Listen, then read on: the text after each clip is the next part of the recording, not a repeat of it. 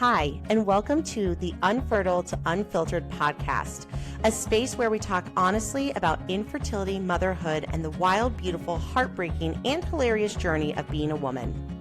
We're your hosts, Simona and Vicki, two friends who have walked through IVF, loss, exhaustion, joy, and everything in between. We started this podcast because we know what it feels like to search for stories that sound like yours and come up empty. We wanted to create the kind of space we needed, one where nothing is off limits and no experience is ever too messy to talk about. You'll hear us talk about the parts no one warns you about, the hormone shots, the baby showers after miscarriage, feeling lost in motherhood, and trying to remember who you are underneath it all. We'll also bring on guests, experts, moms, and women with stories you won't forget to help all of us feel a little more seen and a little less alone.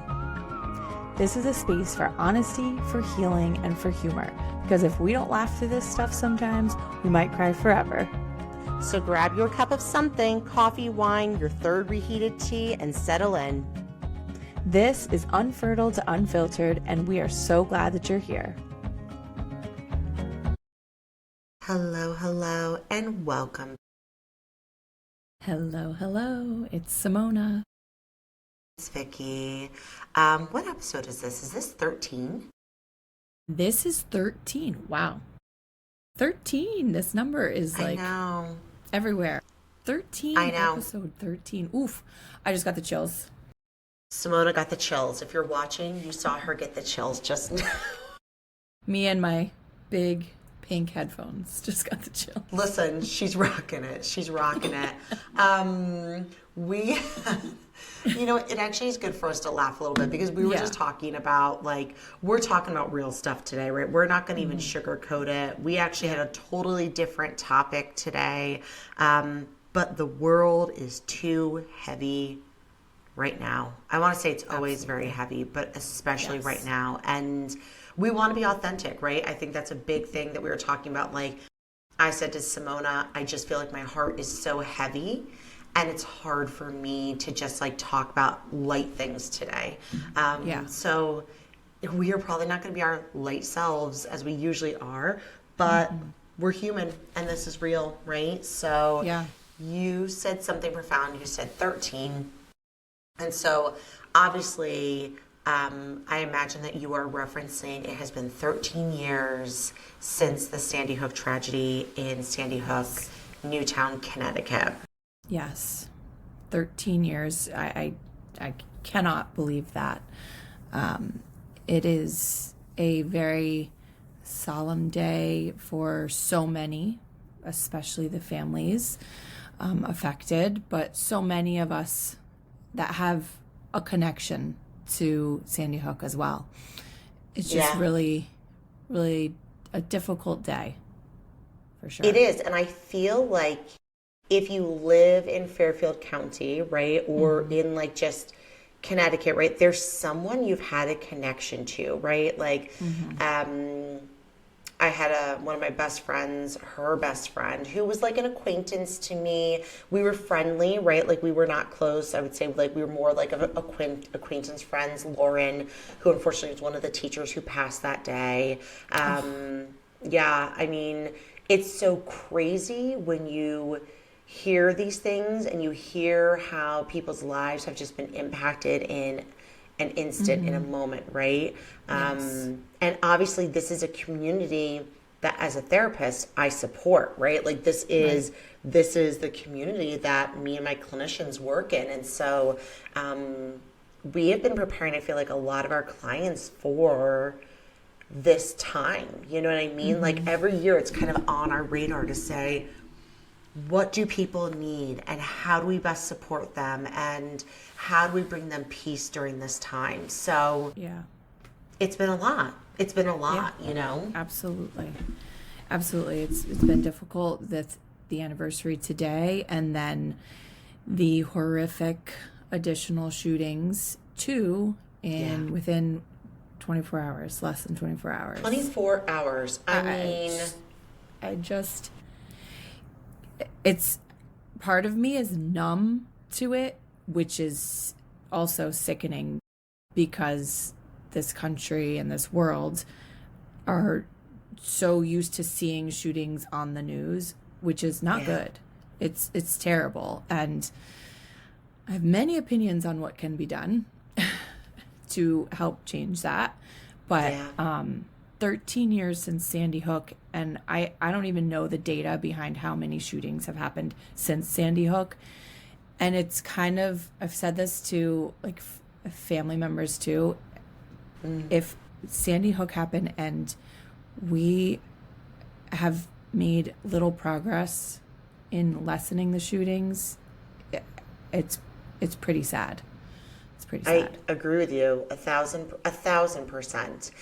You know, it was so crazy to also read that there were 2 college students at Brown who had already survived a school shooting to then have to go through that again. I mean, these are individuals who are already combating and navigating their trauma, their wounds, emotional and physical, right?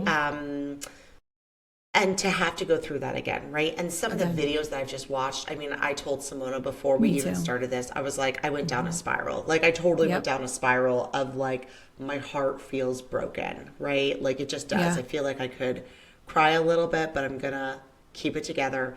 I think it's just really hard to know that this is continuing to happen in our world. And then the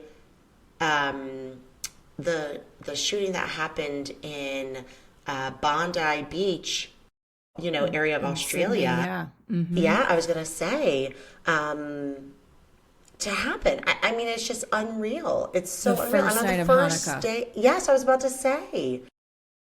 It's Which we know that there were true. religious, you know, motives behind that, which is beyond Yes. awful, right? Like, Beyond. It just shows how much hate there is in this world, and I feel that it has gotten so much worse. So much worse. It's just, it's so sad. It's so disheartening.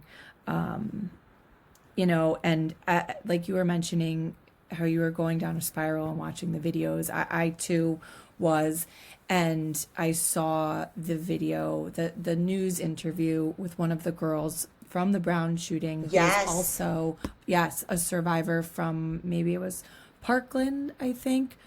yes, it was. Don't quote me. Yeah. It was. And she said something so honest and profound and true. And she said, I think it was J.D. Vance that said, you know, our thoughts and prayers go out to the families.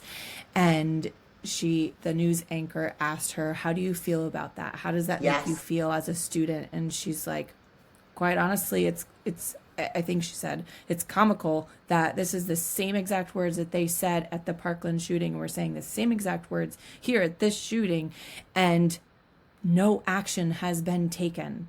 There's no action. You can say, my hearts and prayers go out.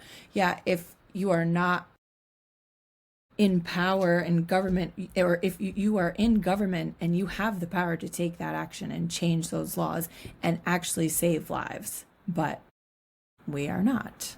That's my opinion. I saw that. I think I actually saw that on your stories. In your stories, I think you had been the one to post it. And I was going to say, I mean, it was profound. And I think that, you know, it's so tough because I know we never want to get political here. And I completely respect that. We know that there's so much wrong with this administration right now. And there's just so much that's happening. And I don't disagree though, right? Like, I don't disagree. And I think, especially with Newtown and this being like, you know, they're trying to do so much beautiful, like, gun law awareness and advocacy here.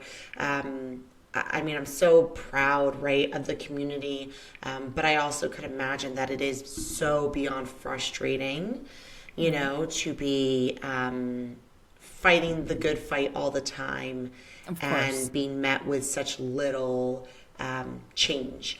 And you said something, you're like, there's so much hate in the world. And I am, you know, it was so interesting. I was reading today So I'm a Pisces, right? And so it was like, what are like the beautiful things about like a Pisces? And it was like a Pisces, like you kind of want to live in their world, right? You want to live in their world in the sense of like they will always try to put like a more positive spin on things and not have things be so heavy.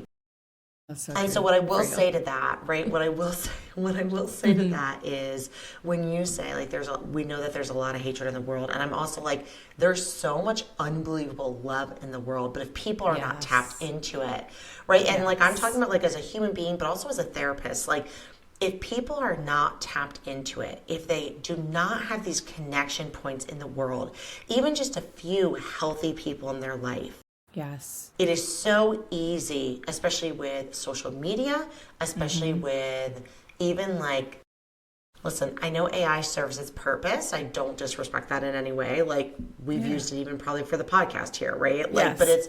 it's more so the fact that like, you know, people leaning into like some of the negative aspects of AI instead of like going out and connecting with other human beings, right? And it just builds these like really maladaptive, antisocial like patterns, you know? And I Yeah. know like you as a teacher, I have to imagine that you are especially with like the ages that you've worked with, that you're working with, like you are seeing these kids at so many different stages that I guess the question I have for you is like, as a teacher, how do you, when you are like seeing something in this classroom, how do you cope with that, right? Like how, like I have to imagine that like when you hear people say, let me better phrase this. When you hear people say, because I hear people sometimes say like, this came out of the blue. I gotta call BS on that. I do. I have to say this is BS. As a therapist, I can tell you from working in an inpatient psychiatric unit to working with, you know, very mentally unstable individuals. This is not just something that comes up. There are patterns, 100%. there are signs, Yes. there are things that are always brewing, right? And so I'm just intrigued on like your perspective on that because Yeah. it actually, as you guys can hear, it infuriates me. It really Yeah. does infuriate me. For sure. I agree. And yes. So before I say that, you're right. Like there is, along with the hate, there is so much joy and love and positive people. Yeah. And you're right. Like, and I think that as a teacher and as teachers in general, we do have the luckiest and some of the most important work that we bring to our students each day. And we have that opportunity to bring the positivity and bring the joy to these kids because you don't know what it's like at home for them. You don't 1,000%. know what their dynamics are if Yes. they, you know, if they have food on the table, if they have two loving parents, if they, or, you know, or just one loving parent, or if they might be taken care of by their siblings.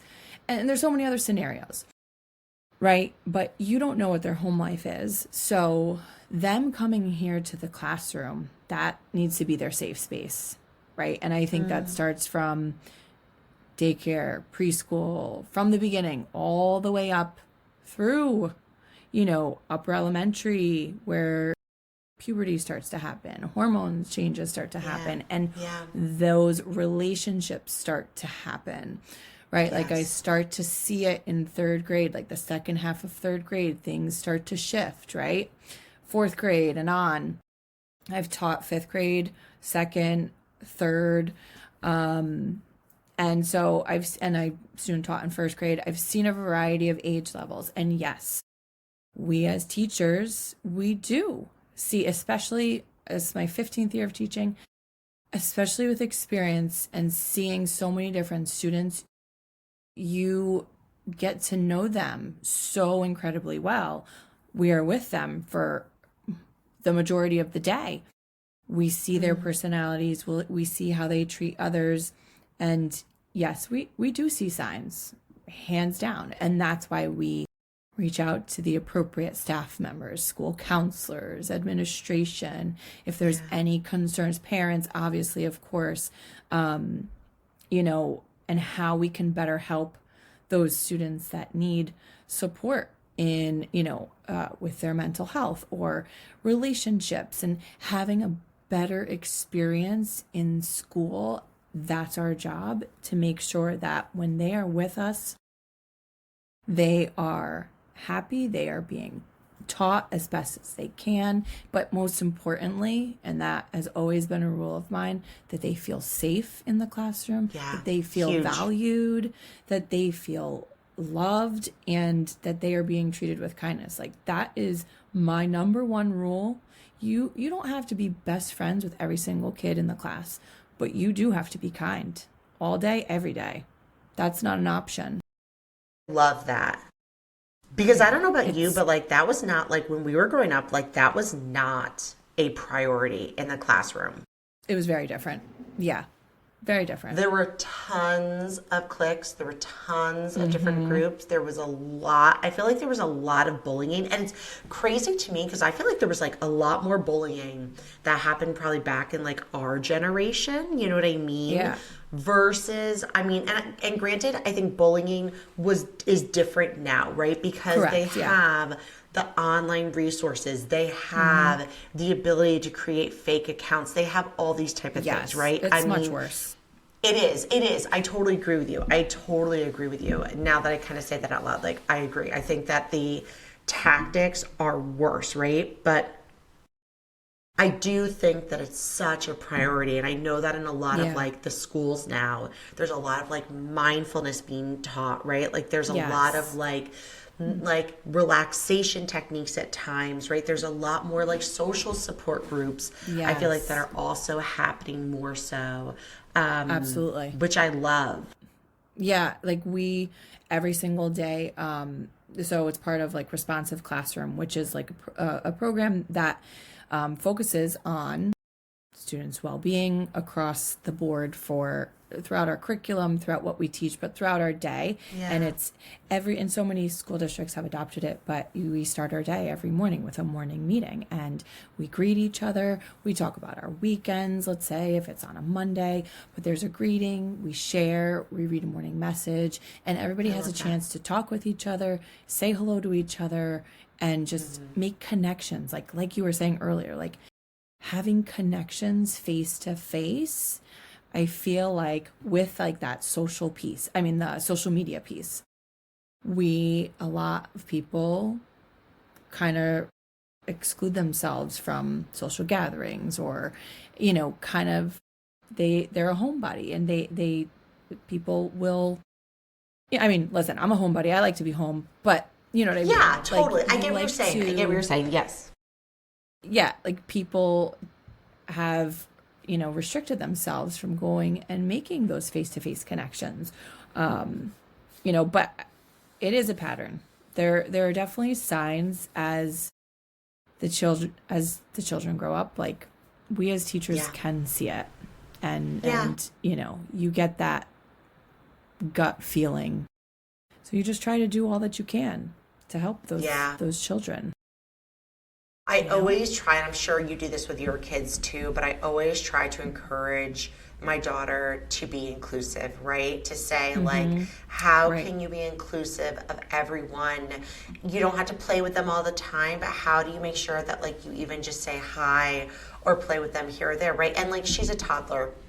I don't know how much she actually does of that, but it's something that's so important for me and my husband to say like, how do you create kindness around you?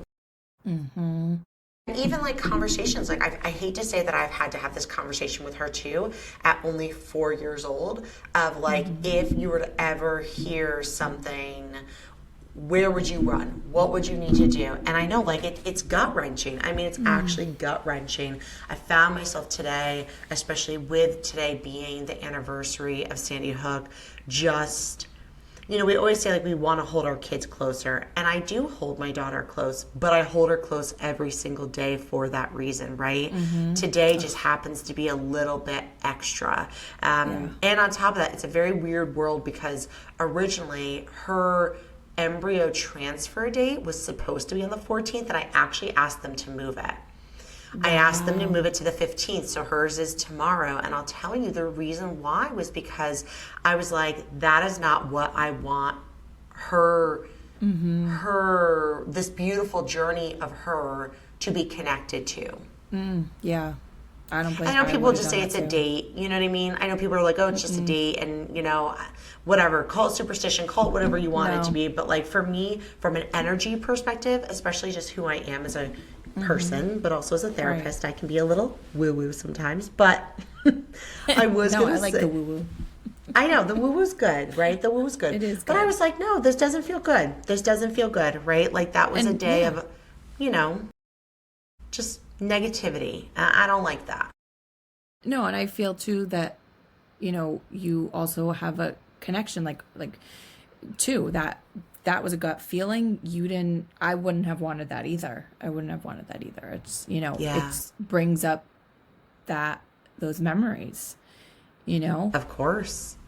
Of course. I mean, I know we were talking and you were working in a school that was not far from Sandy Hook, in a surrounding town, on that day, and just what you had to navigate that as like a teacher, but also I have to imagine like just as like a human being, right? Being in that situation of like, how do I also like, I give you guys so much credit because even like when I think of myself, I would want to say that like in any situation I'd be calm, cool, and collected. I actually don't know. I would hope that I'd be, but like, I think how you did you would. manage that day? Um, you know, as a teacher, before that day, you never thought you would have to think about these things, but nothing else mattered besides those kids. That's it. It was, I'm protecting those kids and that's all that I'm going to do. Yeah, that day was pretty horrific, and it was just a few miles through the woods to Sandy Hook. And that day lives ingrained in my head. And it's pretty traumatic. We got notice from our secretaries door to door, and explaining what was going on. And we were in lockdown, and I had to check my exterior doors, windows, and I was teaching fifth grade at the time. It was only my second year of teaching. And fifth graders are very, very smart. They pick up on the slightest of things. Yes. Oh my gosh, And, yes. they knew, they were like, why are you checking? And my name was Miss A at the time, Miss Altavilla. So it was shortened for Miss A. So like, Miss A, why are you checking the door? I was like, oh, I just forgot to check it this morning when I came in. Your adrenaline's pumping, and you just do what you got to do. And I tried my hardest not to flinch, not to, do anything. But I'm not going to lie. I remember between teaching whatever I was teaching at the moment to continuously checking the windows and the woods. And then my phone was blowing up on my desk and I couldn't answer my phone. I couldn't even fathom what to say or text. I think I managed to say that I'm okay. There were parents showing up to try to pick up their kids. It was a zoo. But we did. Were they allowed in? Were they allowed in to No. get their kids or no? No. Wow. Because, there's certain safety protocols. Like there were also people who weren't parents showing up, maybe like a family member, and like there's safety protocols that you have to follow. Of course. And I don't know the extent to every single detail of what happened with parents, but parents showed up. Of course, police officers too. I mean, it was, I just remember getting through the day, the meeting in the library at the end of the day, and everybody was just sobbing. It was, and the office staff dealing, taking care, like, being frontline. was horrific. And I just, remember my students. I remember just having a really difficult time after as well. Like, I saw my school counselor, and even like my family and I would watch, because at the time wasn't married. I was single. Oh no, I think it was actually days before I had gotten engaged to my husband. Days before Sandy Hook, December 9th. Gosh.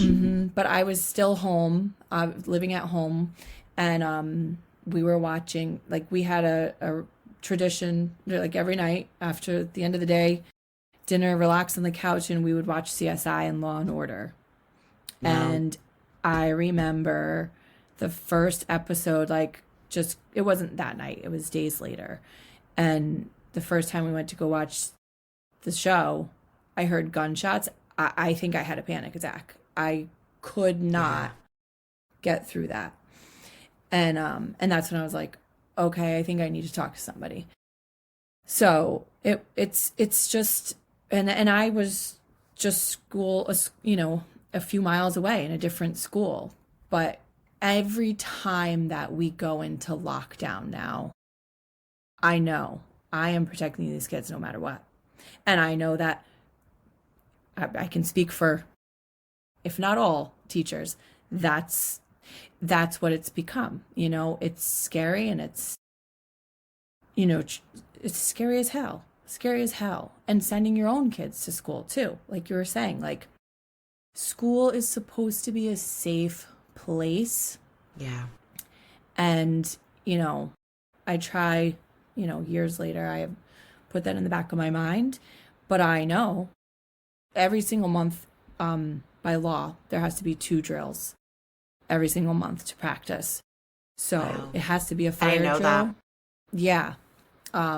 At least here in Jersey. I don't know if it's by state, but here in Jersey, it has to be 2 drills a month. It might be the whole country, but fire drill and then another drill. Could be a lockdown, could be a lockout where like something's dangerous outside, or, a shelter in place, something like that. But, where I am at now, the classroom is actually, and this is where my head goes, and this is kind of crazy, but we have closets with a door. So that's where we go and lock the door. And, the kids are so used to it, by 3rd grade, they're used to these drills, which is also sickening in itself too. But, the kids ask questions. I remember recently a kid asked something, is this a drill or whatever? And I said, no matter what happens, though, we listen to the directions and I'm keeping you safe. That's all that matters. We sit quietly and like, you just have to put on a brave face. And because it's all that matters is the kids. And I know that other teachers will take care of my kids, and that's what you have to have faith in, but it's just scary that is what a teacher's job is now. You teachers don't get paid enough for what you're doing. Yeah, it's so many professions, therapists too. I mean, police officers, healthcare workers. Yes. We could talk about that. Sure. But I will tell you that, like, as a parent, especially, like, I pray, and I know my daughter will have good teachers in the future, but I just hope they're as great as you are. Thank you. Other than you being like one of my besties. But I was going to say, like, to just know that truly, right? Like, that's like a different realm. As a therapist, like, I'm not dealing with that in my office as much, right? Or at all, really. Even though it crosses our minds, right? Like, we're dealing with people who struggle with mental health issues. But I think that, like, we're really good at helping people feel connected and seen and heard and valued and validated.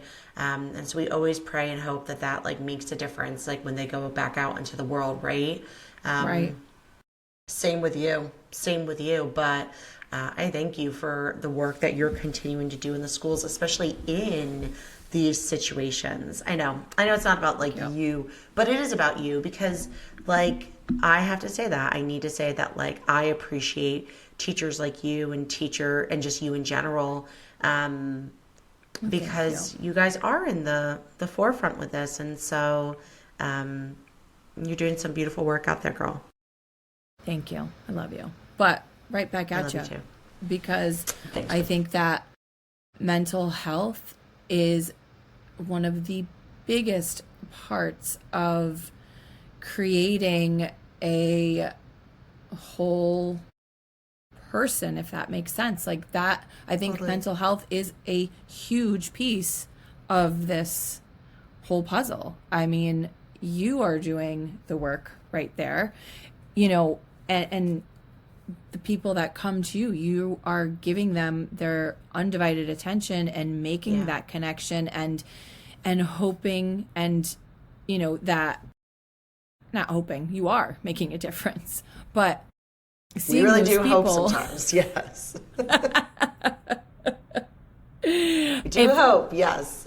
yes, that you are, but it is the work that has to be done. And I mean, I could go off on a tangent on making it for everybody to get, because there's often times, and with these shootings, that those individuals are the ones that needed support with their mental health, and they couldn't get that mental health support.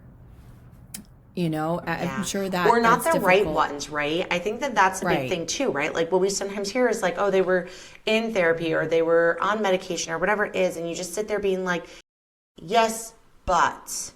Right. And I'll tell you, like, I have clients who come into me all the time and they'll be like, I was doing this therapy continuously for so long, and then I realized like I needed something different. But some people don't always realize that, like, if it's not working, it's not because there's something wrong with them.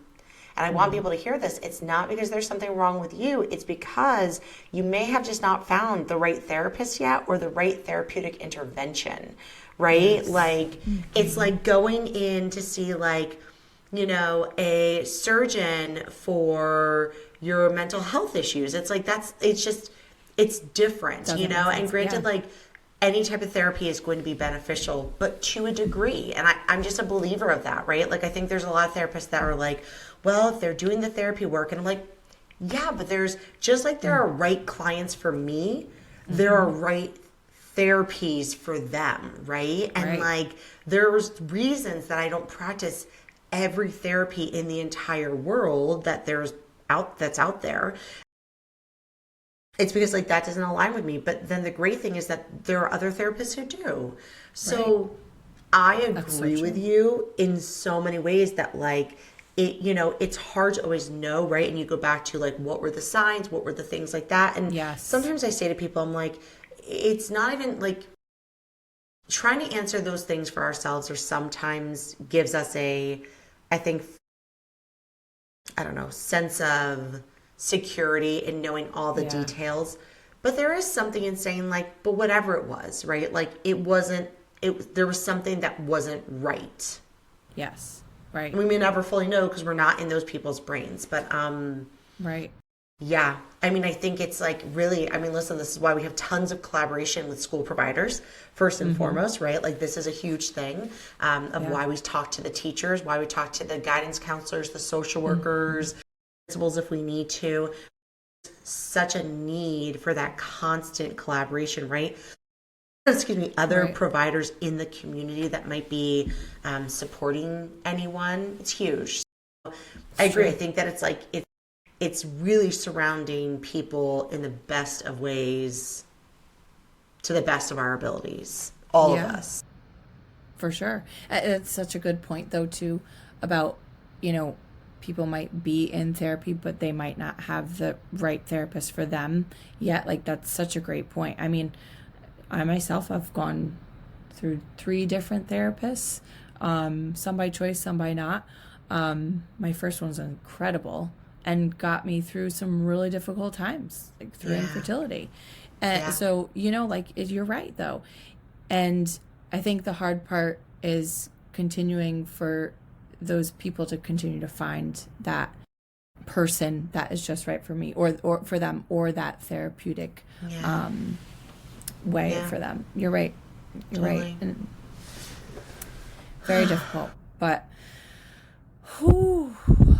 what a day. Girl. What a day. I think the message you and I are just saying is like, let's just give the love. Let's give the love wherever we can, people, right? Like, that's all we can do. Like, and it starts with ourselves. It starts with each other, just within your own household too.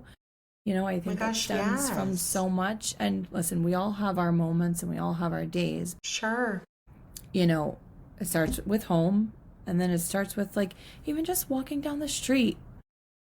I am a big believer of saying, hi, good morning, to a freaking stranger. Yes. And a lot of smiles. I really am a believer in smiling, right? Because like also it puts people at ease.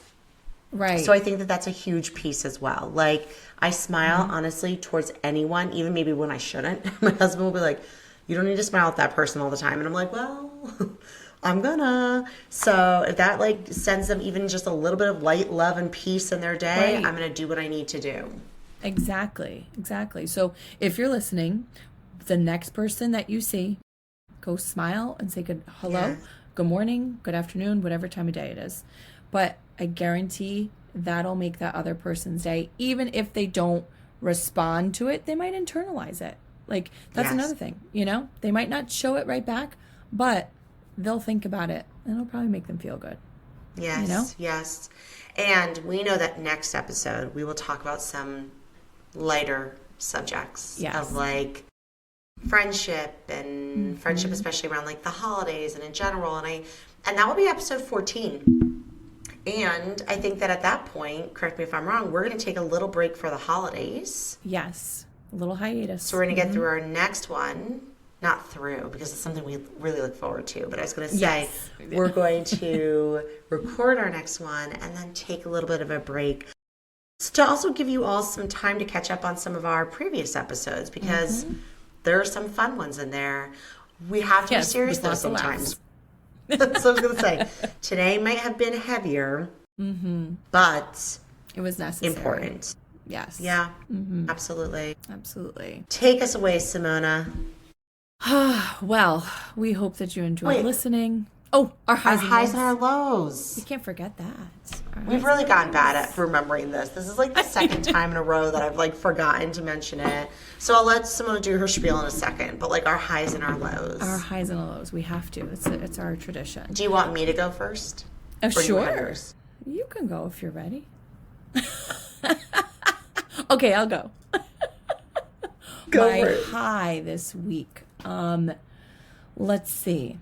Staying on top of my shit, whether it's at work or at home. I feel like I was on it this week. Like, on my lesson plans, like my Christmas shopping. I mean, I'm not done. I still got lots of wrapping to do. And I need to just triple check that I got everybody off my list. We have 10 days until Christmas, by the way. It's so crazy. But if you think about it, we have 10 days till Christmas. But really, you really have 9 if you think about it, right? Because, like, who's, like, on Christmas Day? No one's wrapping on Christmas Day. You got to be on your game in 9 days, people. Talk about the pressure. I tell ya. I mean, also myself. I just want to say, like, I have not wrapped anything. So, like, please understand me when I say I have 9 days. Yes. Oh, God. And then the low, I'm going to do 2. Low was my daughter feeling under the weather yesterday, and I was like, oh boy, here we go. It's going to be the flu. Don't know what I'm going to do this week with work and whatnot. Yeah. But then I did a lot of praying, did a lot of hoping, did a lot of medicine, did a lot of Tylenol. And she was back to normal this morning. Thank you, Jesus. There you go. Thank you, Jesus. But the, of course, obvious low is just today. The heaviness of today. Agreed. Yes. So I would say that that's a part of my lows too. I think that also like part of my low this week was that I And I think it goes hand in hand with today and wanting to make sure that I'm always really embracing my daughter as much as I can. I mean, I work, I am sometimes busy. I can't always give my undivided attention, but I think that my work recently has just taken me in a lot of directions of a lot of meetings and a lot of trying to organize things before the new year. And it will feel great once it's done, but it just takes a lot of my ability to be more present away in this past week.